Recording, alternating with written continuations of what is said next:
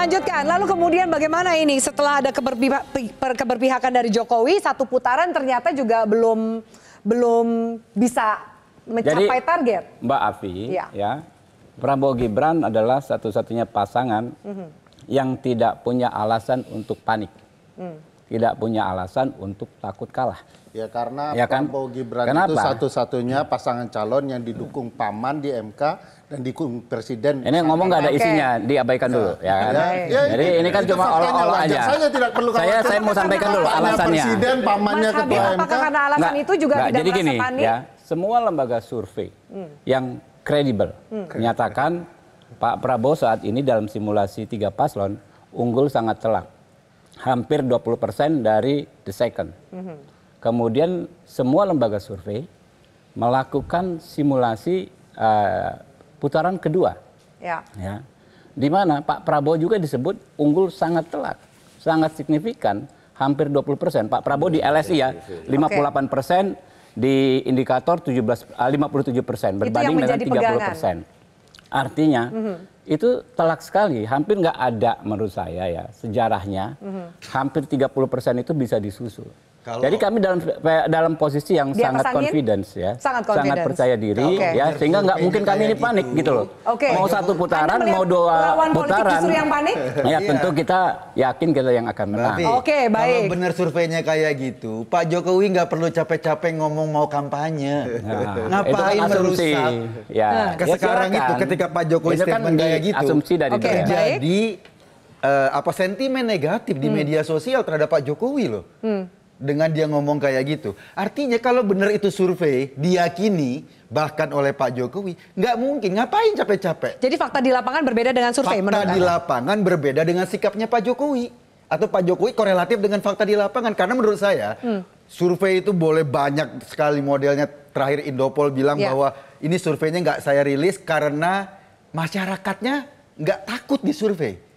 Itu berita yang kemudian pada akhirnya kita meragukan hasil-hasil survei. Saya melihat yang paling ngerti data tuh siapa sih? Katakan yang paling punya pasokan data ya presiden.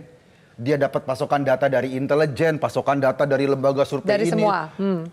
Kita lihat aja sikap presiden. Kalau dia yakin, seperti yang Habib ngomong, udah duduk-duduk aja tenang-tenang, santai-santai, serahkan Bu Risma, bansos dan lain-lain. Toh bakal menang. Toh ngapain dia turun ke lapangan? Justru karena ini menunjukkan hasil surveinya tidak seperti yang yang mana itu membuat, kemudian presiden turun gunung akan membuat panik 1 dan 3 nggak? Sebagai pihak yang mungkin bisa dikatakan tidak didukung oleh presiden? Enggak juga, sebetulnya justru kita melihat. Justru yang panik yang 02? Yang kepanikannya mereka, karena presidennya turun langsung. Ya ada yang kemarin tuh, Seno itu ngomong, dalam permainan catur, kalau rajanya sudah bergerak-gerak, berarti pertahanan sudah mulai goyang. Oke, baik. Bang Andi silakan mau menanggapi sebelum saya minta tanggapan dari Bang Habib. Waduh, nggak ada sejarah kita panik itu. Saya cuma mau bicara kita ini ya. Satu lagi saya ingin. Tadi katakan hukumnya ada nggak? Jadi kita punya Undang-Undang Nomor 28 Tahun 99 tentang penyelenggaraan negara yang bersih dari korupsi, kolusi dan nepotisme. Ya, itu jelas sekali itu. Pasal 1 angka 5, ini bisa dilihat ini. Nepotisme adalah setiap perbuatan penyelenggara negara secara melawan hukum yang menguntungkan kepentingan keluarga dan atau kroninya dan merugikan orang lain, masyarakat dan atau negara. Jelas ini undang-undang ini. Kalau melanggar pasal 22-nya, setiap penyelenggara negara ini kepala negaranya namanya Insinyur Joko Widodo. Ya, setiap penyelenggara negara yang melakukan nepotisme dipidana dengan pidana paling singkat 2 tahun dan paling lama 12 tahun, denda paling sedikit 200 juta dan paling banyak 1 miliar. Jelas ada perangkat aturan kita. Tapi saya ingin mau katakan satu. Presiden kita ini kepala negara sekaligus kepala pemerintahan. Dia lebih powerful daripada Raja United Kingdom. Anda lihat Afiani waktu kasus Brexit. Mau referendum. Itu raja nggak ada, bahkan komentar dia tentang Brexit tidak. Kenapa? Karena dia tidak mau mempengaruhi preferensi publik. Ini moral etik yang paling tinggi. Padahal negara itu punya dia. Loh ini negara ini punya kita. Saya yakin Pak Jokowi sadar itu awalnya. Karena itu bahasanya ini. Lalu apa yang merubah? Ini awal bahasanya. Apa yang Saya merubah? perlu sampaikan bahwa pemerintah daerah, pemerintah provinsi, pemerintah kabupaten, pemerintah kota, pusat, semua harus netral, kata Pak Jokowi. Tanggal 1 November. Ya kenapa berubah? tanya sama Pak Jokowi kenapa dia berubah. Kenapa dia tanya sama Pak Jokowi kenapa dia berubah. Dan ini satu lagi, Undang-Undang Dasar Pemuka 5 Undang-Undang Dasar kita. Bahwa diamanatkan tujuan negara ya melindungi segenap bangsa negara, tumpah darah kita, mencerdaskan kehidupan bangsa, memajukan kesejahteraan umum. Itu tujuan kita bernegara. Nah, saya mau simpel sedikit apa ini. Kalau soal survei-survei tadi itu, kita punya banyak ekstrapolasi hasil survei dari 2014, 2019. Survei Pak Prabowo dulu itu nggak ada yang di bawah di atas 31%, nggak ada, boleh cek, nggak ada, boleh kita cek. Apa kata Pak Prabowo? Survei bisa dibeli, apa? Tapi apa hasilnya Pak Prabowo? 44,5%. Ada lompatan. Ini banyak yang nggak paham ini. Kalau Anda incumbent, survei Anda belum 60%, Anda belum aman. Jadi Anda lihat bahwa ini tidak mencapai target satu putaran harus juga. Didiskon. Tapi kalau Anda challenger, itu nanti hasilnya trennya itu naik. Pasti lompat nanti hasilnya. Silakan, Mas Tengok nanti hasilnya. Silakan. Ya, bolehlah yang berharap, bolehlah yang berasumsi survei. ya. Kok tiba-tiba jadi percaya survei gitu loh. Jadi gini, ya. Memahami pasal itu gampang sekali, Pak. Kita cermati unsur-unsurnya. 1 angka 5 itu, unsur paling penting adalah secara melawan hukum. Ya kan? Adakah perbuatan melawan hukum yang dilakukan? Contoh, kalau mau diungkit-ungkit MK. Ya, 90. Setelah MK 90, perkara nomor 90, ada 141 yang mengatakan tidak ada masalah konstitusional. Ada perkara 131 juga demikian. Terakhir perkara yang diajukan Denny Indrayana. 135 tidak ada masalah konstitusional dengan putusan nomor 90 tersebut. Jadi nggak ada perbuatan yang melawan hukum yang dilakukan Pak Jokowi ya dengan majunya Gibran. Tadi saya tanyakan Mas Ferry dikatakan bahwa Pak Jokowi yang melakukan hari ini adalah salah. Bukan. Pasal 1 angka 5 tadi kan ada unsur secara melawan hukum. Itu unsur terpenting dalam pasal tersebut. Jadi kalau kita bicara ilmu hukum itu kita harus cari urat nadinya pasal apa. Urat nadinya pasal yang terpenting adalah tapi kan mungkin masyarakat nggak akan terlalu paham soal itu. Makanya kan kita harus mengedukasi masyarakat. Ini kan bukan soal pasal dan ayat itu bukan. Pantasan. Sebetulnya ukurannya saya potong sedikit ya, urat nadi ini itu reformasi 98. Di mana kekuasaan negara itu penuh dengan kolusi, ya, nepotisme dan korupsi. Iya betul. Jadi semangat urat nadinya itu jangan diulangin ini. Iya betul. Anda melihat tendensi itu besar sekali. Tidak ada. Besar sekali. Tidak ada unsur secara melawan hukum. Saya pastikan di era reformasi peristiwa seperti Jokowi dan Gibran tidak akan terjadi. Ini karena mentalitas reformasi itu sudah menurun. Adab yang kemudian disebut anti korupsi, kolusi dan nepotisme itu semakin hari makin hilang. Siapa pelakunya? Pelakunya adalah perusak 10 tahun ini gagasan-gagasan reformasi dan itu ada di tubuh Jokowi. Saya mau katakan demi memperjuangkan anak, Jokowi rela turun gunung, mempermalukan dirinya sendiri bahwa dia tidak yakin kapasitas anaknya dan kapasitas Prabowo bisa memenangkan pertarungan ini. Diperlukan orang nomor 1 untuk cawe-cawe dan dia mengakui itu sendiri. Nah di titik ini adab dia sudah bermasalah cawe-cawe. Dan kita bisa mengetahui bahwa nilai-nilai reformasi inilah yang diturunkan.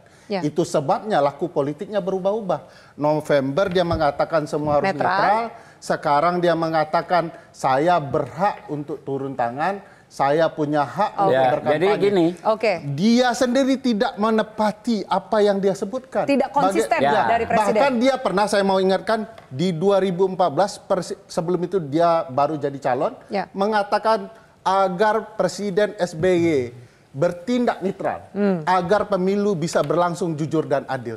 Sekarang begitu pertanyaan itu dimintakan kepada dirinya, dia malah berubah. Silakan, Mas Habib. Kita dengarkan dulu Mas Habib. Saya boleh bicara nggak? Silakan.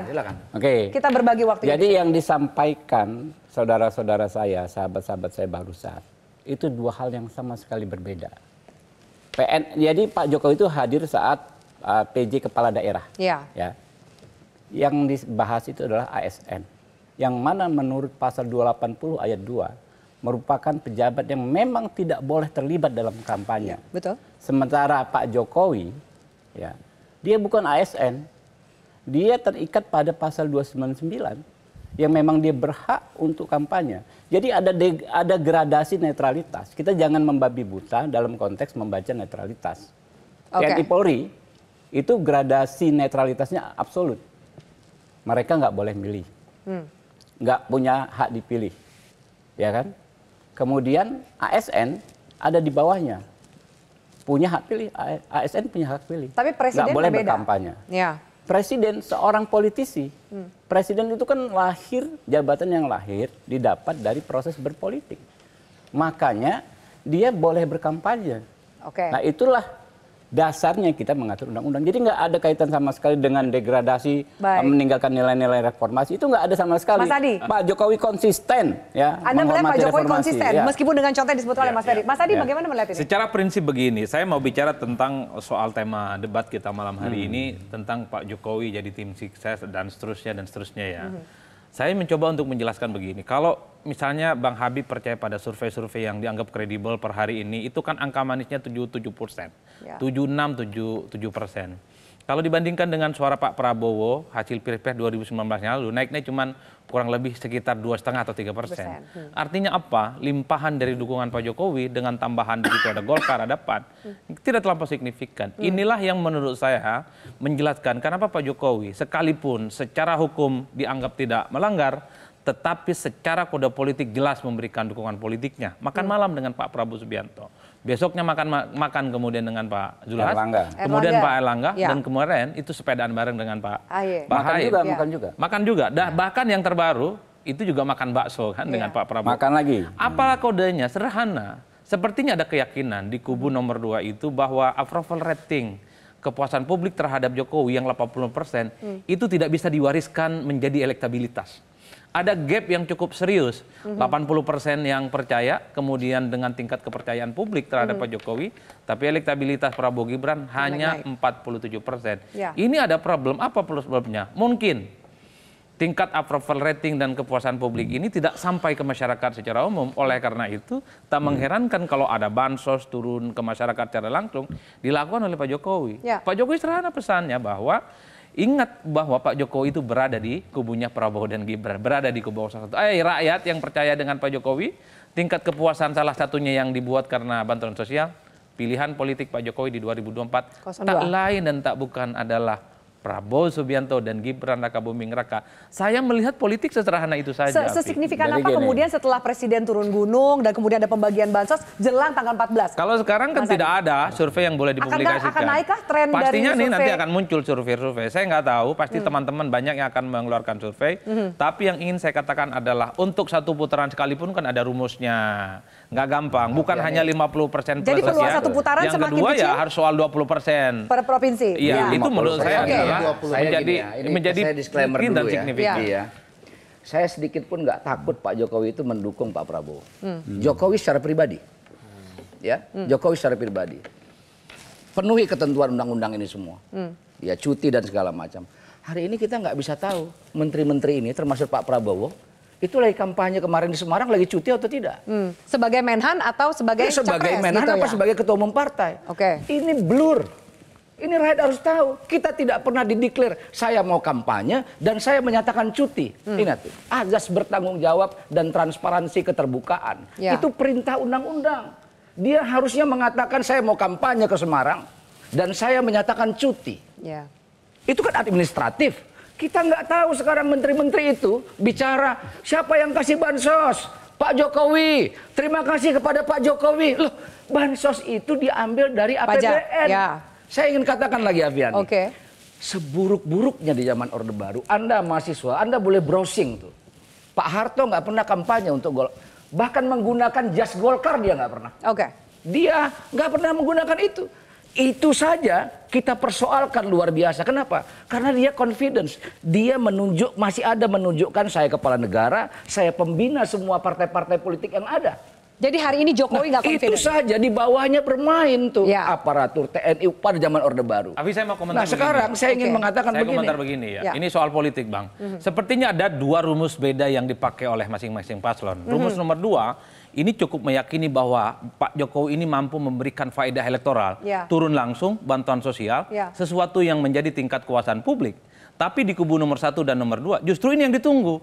Pak Jokowi semakin terbuka menunjukkan keberpihakannya, maka semakin kencang juga agresivitas kritik-kritiknya. Itu artinya apa? Kalau Prabowo naik karena Jokowi, maka Pak Jokowinya harus dikritik. Inilah yang kemudian kenapa Bang Eko, kemudian Bang Andi begitu banyak menyerang Pak Jokowi untuk mendowngrade bahwa Pak Jokowi itu tidak bisa memberikan faedah apapun secara elektoral. Kita nggak menyerang, kita nggak menyerang kok. Jadi tidak menyerang Pak Jokowi. Apa yang Anda kritik? Kebijakannya yang dikritik, bukan Pak Jokowinya, tapi kebijakan itu yang saya maksud.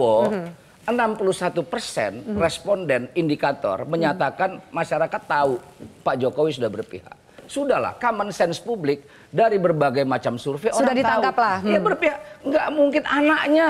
Ya. Mana mau malu dia kalau anaknya kalah. Mau ditaruh di mana di muka anak kita kalah dalam sebuah pertandingan seperti ini.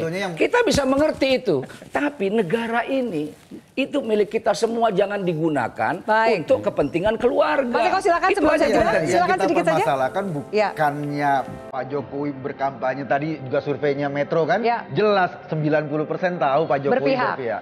Tapi persoalannya sebagai kepala negara dia harus jadi contoh kepada seluruh masyarakat yang lain bagaimana menjalankan negara ini menyelenggarakan pemilu yang adil. Yang kita cari suri tauladan dari presiden.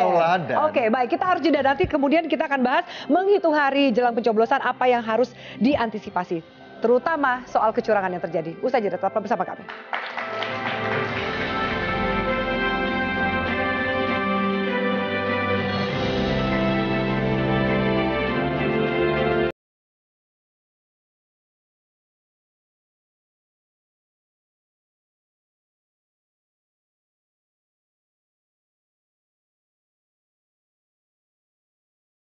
Jelajahi cara baru mendapatkan informasi. Download Metro TV Extend sekarang.